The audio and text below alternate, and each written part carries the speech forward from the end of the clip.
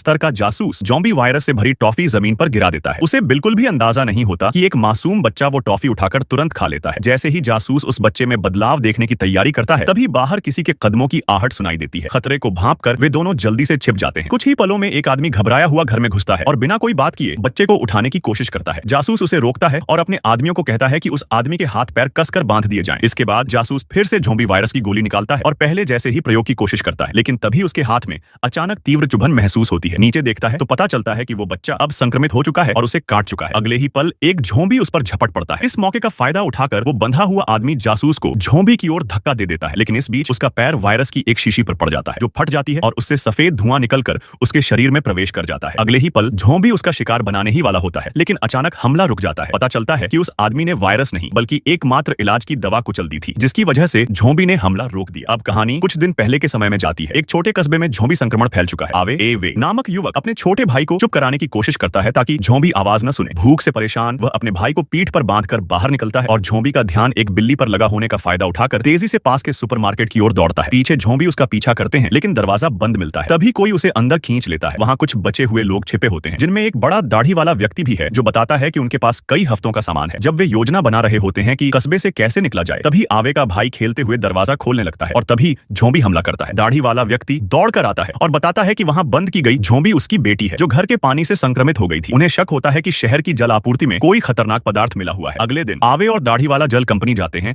और अपना भाई कार में छोड़ देते हैं। वहां एक जल निकासी नाली में अचानक ज़ॉम्बी दिखाई देता है और दाढ़ी वाला ज़ॉम्बी को अपनी बेटी के पिंजरे से रोकने की कोशिश करता है। ज़ॉम्बी को अपनी जाति की गंध आती है और वो आवे पर हमला करने लगता है। आवे भागकर गाड़ी में छिप जाता है और दाढ़ी वाला भी अपनी बेटी के साथ बच निकलता है, लेकिन अब वह खुद भी संक्रमण की चपेट में है, क्योंकि वह गंदे पानी से भीग चुका है। दूसरी ओर दो जासूसों को आदेश मिलता है कि वे इस कस्बे में ज़ॉम्बी वायरस के इलाज की दवा गिराएं, लेकिन उनका असली मकसद अपने प्रयोग का सबूत मिटाना था। असल में उनका एक प्रयोग गलती से जल आपूर्ति में मिल गया, जिससे यह संपूर्ण संक्रमण फैल गया। बाद में आवे और दाढ़ी वाला एक इमारत में शरण लेते हैं। आवे अपने भाई को कुर्सियों से घेर देता है और दाढ़ी वाला अपनी बेटी को एक कमरे में बंद करता है। खोज के दौरान दाढ़ी वाले को बारूद और विस्फोटक सामग्री मिलती है। वो जब तल घर पहुंचता है, तब तक उसका संक्रमण बढ़ चुका होता है, लेकिन वह वायर से जुड़ा धमाका रोकने में सफल होता है। इस बीच जासूस गोल्फ कोर्स में धमाका कर सबूत मिटाना चाहते हैं, लेकिन तब तक दाढ़ी वाला पूरी तरह ज़ॉम्बी बन चुका होता है और जासूसों को भी संक्रमित कर देता है। आवे भागता है और एक सुरक्षित स्थान पर पहुंचकर सोशल मीडिया पर मदद की गुहार लगाता है। जल्दी ही एक बड़ी मीडिया कंपनी को यह खबर मिलती है और सेना भेजी जाती है। वे सारे ज़ॉम्बी साफ करते हैं और आवे और उसके भाई को एक नाव से सुरक्षित निकाल लेते हैं।